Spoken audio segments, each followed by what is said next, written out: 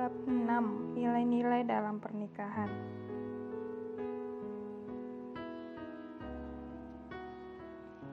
Nilai-nilai dalam pernikahan. Yang pertama, kekudusan dalam pernikahan. Membangun keluarga dalam kebenaran. Kesetiaan dalam pernikahan. Dan kejujuran dalam pernikahan. Kekudusan.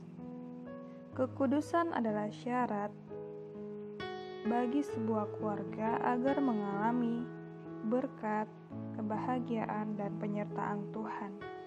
Tanpa kekudusan, maka banyak keluarga yang hancur dan berpisah. Dampak dari kehancuran pernikahan tidak hanya dirasakan oleh pasangan suami istri, tetapi melukai hati anak-anak dan seluruh keluarga. Beberapa saat setelah ulang tahunku yang ke-15, orang tuaku memanggilku dan mengajakku berbicara. Aku benci ungkapan "kita perlu bicara" itu, sehingga aku langsung menjadi gugup. Firasat burukku benar ketika aku mendengar kalimat yang ditakuti oleh setiap anak. Kami memutuskan akan bercerai. Kamu sudah besar, dan semoga kamu memahami kami.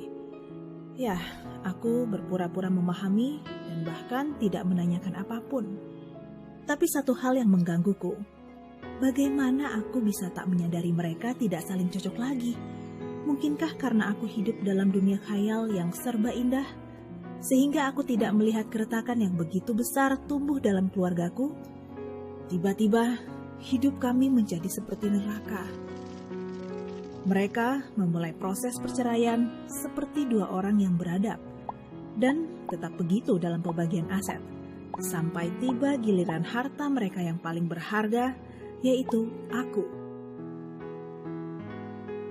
Membangun keluarga dalam kebenaran. 1 Korintus 7. Pernikahan bukan sekedar keinginan dua manusia, melainkan kehendak Allah bagi seorang laki-laki dan seorang perempuan. Dalam sebuah pernikahan, suami dan istri tidak boleh egois. Istri adalah milik suami dan suami menjadi milik istri.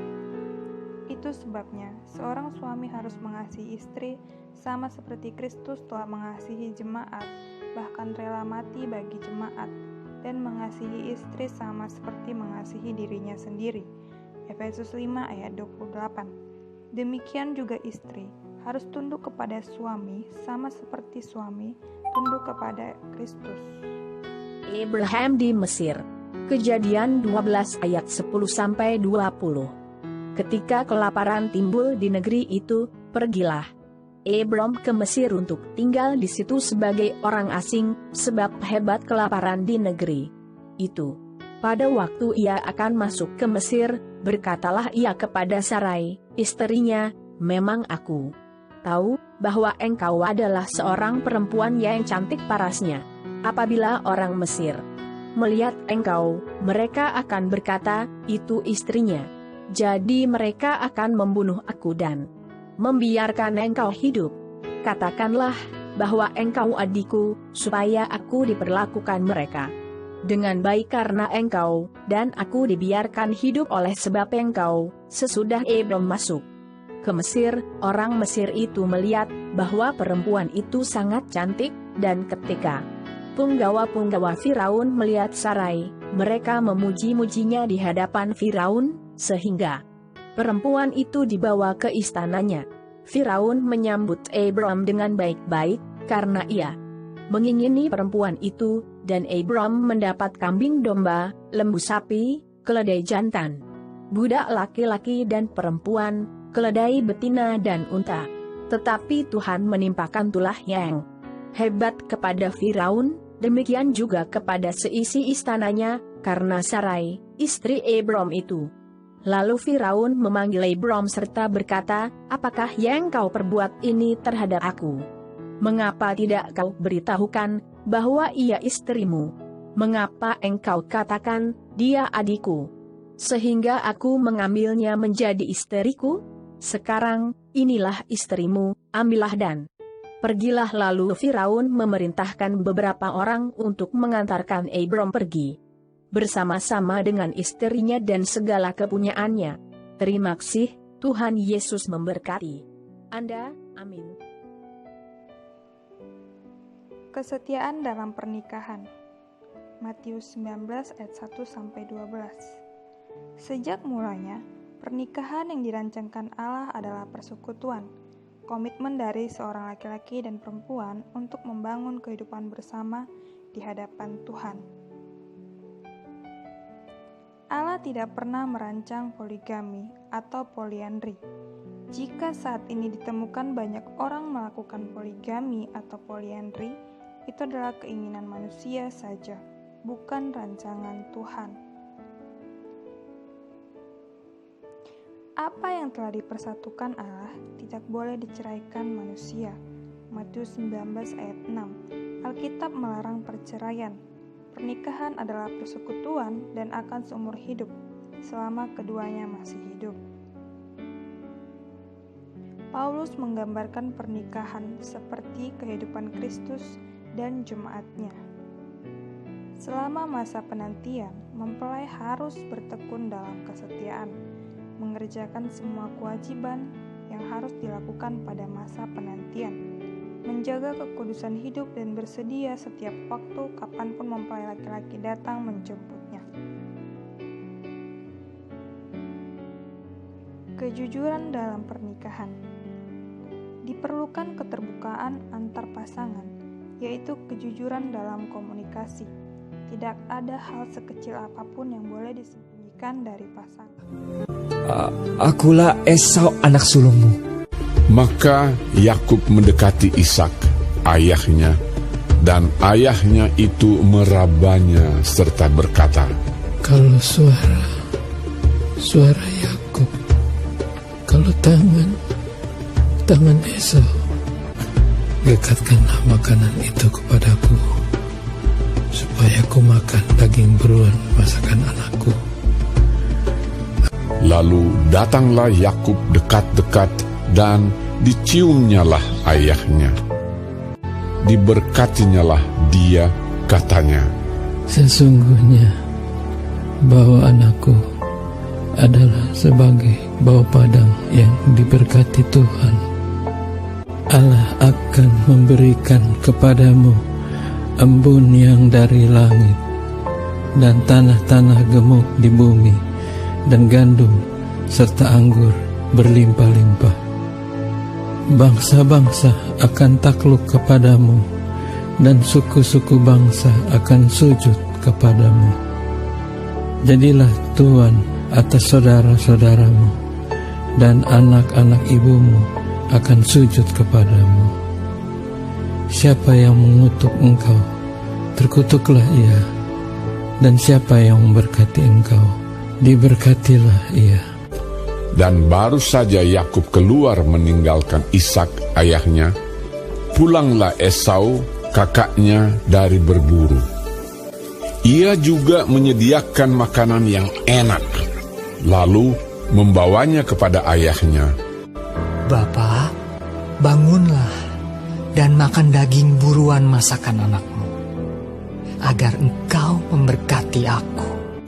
"Siapakah engkau ini?" Sahutnya, "Akulah anakmu, anak sulungmu, Esau." Lalu terkejutlah Ishak dengan sangat serta berkata, "Aku telah memakan semuanya, dan telah..." Peristiwa selanjutnya yaitu Delila berlaku curang terhadap Simson suaminya. Perbuatan Delila ini mendatangkan malapetaka dan penderitaan bagi Simson dan akhirnya bagi bangsa Filistin. Sesudah itu Simson jatuh cinta kepada seorang perempuan dari lembah Sorek yang namanya Delila.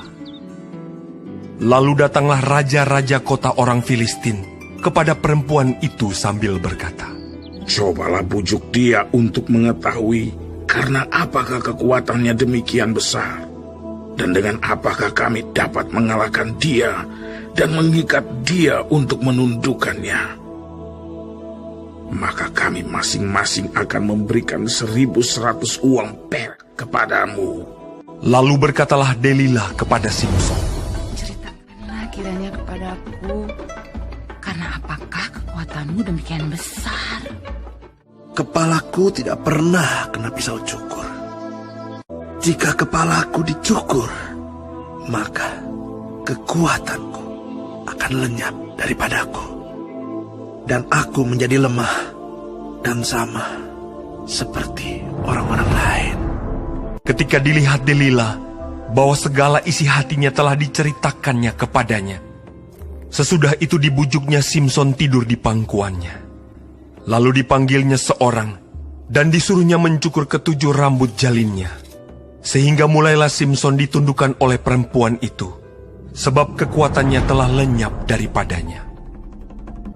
Lalu datanglah raja-raja kota orang Filistin itu kepadanya sambil membawa uang itu. Orang Filistin itu menangkap dia, mencungkil kedua matanya dan membawanya ke Gaza. Di situ ia dibelenggu dengan 2 rantai tembaga, dan pekerjaannya. Kejujuran dalam pernikahan, komunikasi yang terbuka.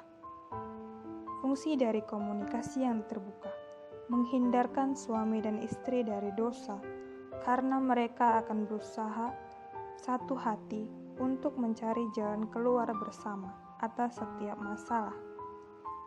Menumbuhkan kasih yang lebih besar dalam usaha berjuang membangun pernikahan yang harmonis, meniadakan prasangka, mengatasi rasa cemburu yang buruk atau pikiran yang negatif terhadap pasangannya, menumbuhkan kasih yang mendalam, rasa aman dan ketenangan dan kebahagiaan dalam pernikahan, mendatangkan pengampunan satu dengan yang lain.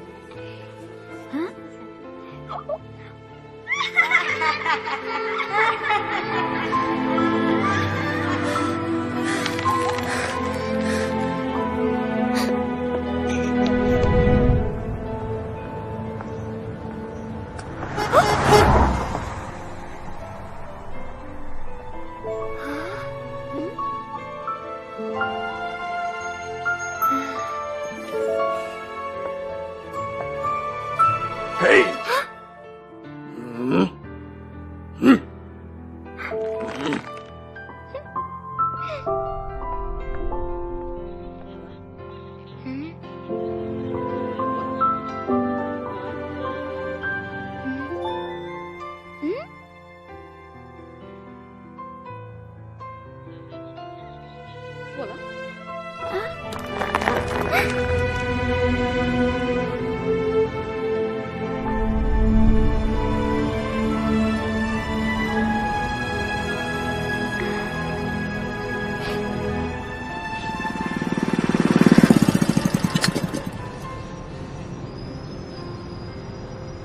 Huh?